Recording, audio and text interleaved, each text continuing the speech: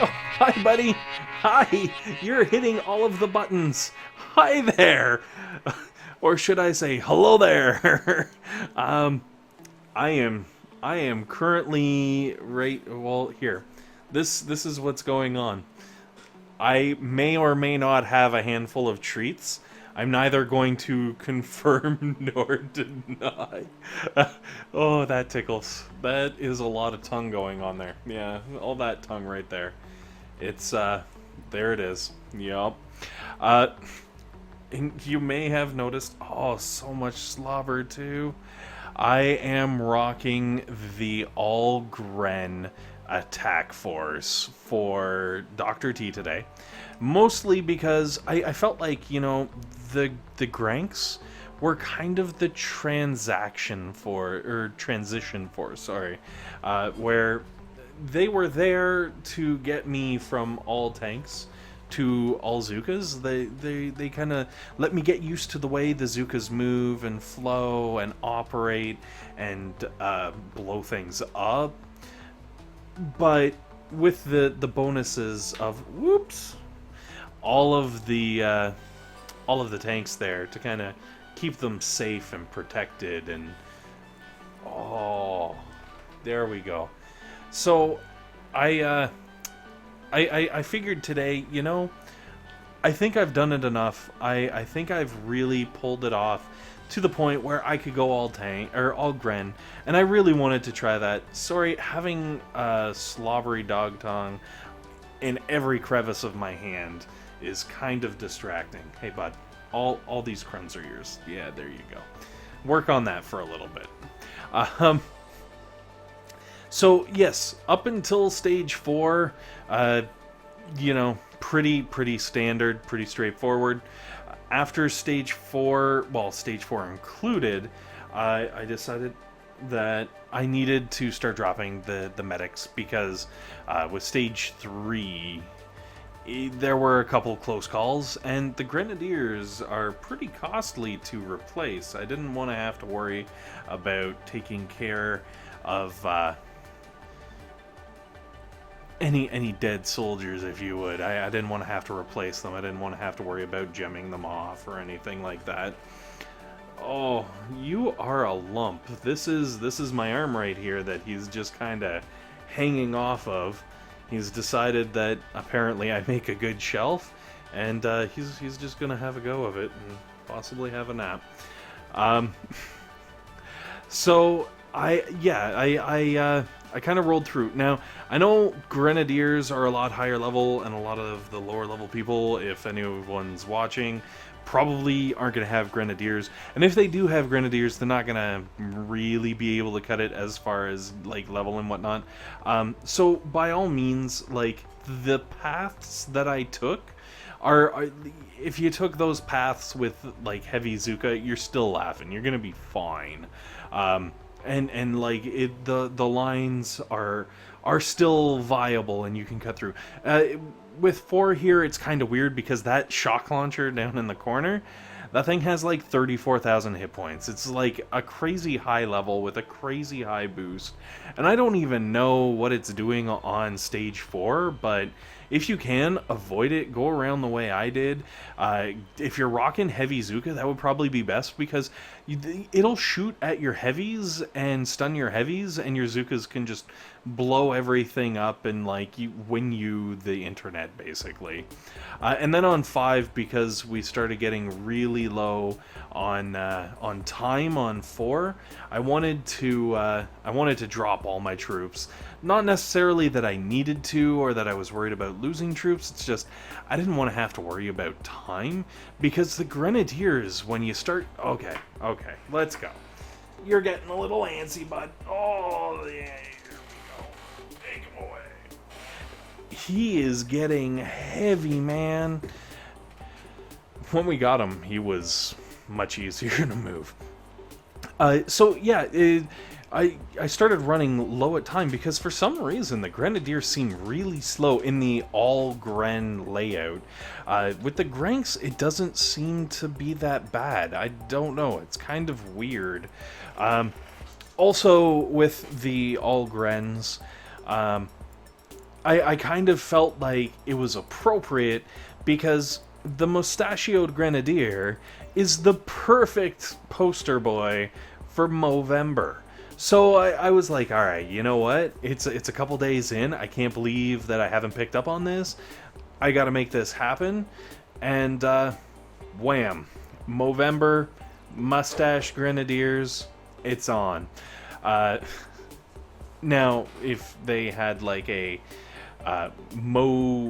what is it, Mo Shavember or something? I saw a sign. It was kind of moving away from just the mustache to just not shaving at all, which works for me because I always want to do a mustache for Movember, but I'm just not willing to, take it down to just a mustache. That would just, it'd be weird, all right? I wouldn't know what to do with my face. But yes, so with stage 6, we're going, I kind of landed here just to get some extra GBE and buy myself a little bit of time, and also to give myself a really nice line on where my Grenadiers are going to land. Because if I were to land boats in this corner, I would actually have boats going, because it's like a V. Sorry, let me aim my hands properly. So it's like a V, and I'd have boats on both sides of the V, and then they'd come down into that corner and back forward. And if they were out on the edges and then went in, it would kind of work out poorly. And I felt like my Grenadiers would be in line of fire for a lot longer than I wanted to, but by dropping them further out and then smoking them down into there, they just kind of start in that corner and move forward, and I figured it made a little bit of my life easier. I don't know, made my life a little bit easier, I guess would be the words I am trying to make. But also I was really surprised at how long each individual stage took, because right now I've kind of got everything compressed down. I've got it sped up so that it's a nice quick video and stuff, but honestly, man, like for most of the early levels, I normally roll with like a double speed just to get them done, show them briefly so that people who need them can see them and see the lines that I take and just kind of go with it. But I do speed it up so that I can keep my videos under like 20-25 minutes. And with the Grenadiers, I found myself having to do that a lot more. Like, I was doing triple time, and then double time when normally I wouldn't have any speed up at all. And now with like 6, we're back down into like single time, because with 6, obviously a lot more strategy is required. You got to throw more shocks, you got to know where things are, you got to see what's happening. Also, it becomes a little more challenging, so it's, more better representation of like, oh hey, I'm going here and doing these things to avoid this and to do that and the blah blah blah. So with 6, I kind of, had to go all out, and I was really surprised at how short the time is. You can see it up there at the top of the screen.